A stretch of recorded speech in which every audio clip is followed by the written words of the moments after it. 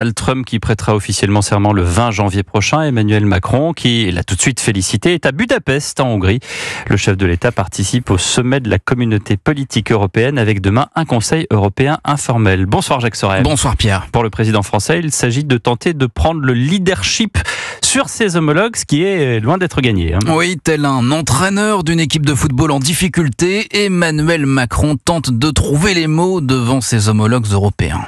Le monde est fait d'herbivores et de carnivores. Si on décide de rester des herbivores, les carnivores gagneront. Et nous serons un marché pour eux. Je pense qu'au moins, ce serait pas mal de choisir d'être des omnivores. Je veux pas être agressif, je veux juste qu'on sache se défendre. Mais je n'ai pas envie de laisser l'Europe comme un formidable théâtre habité par des herbivores que des carnivores, selon leur agenda, viendront dévorer.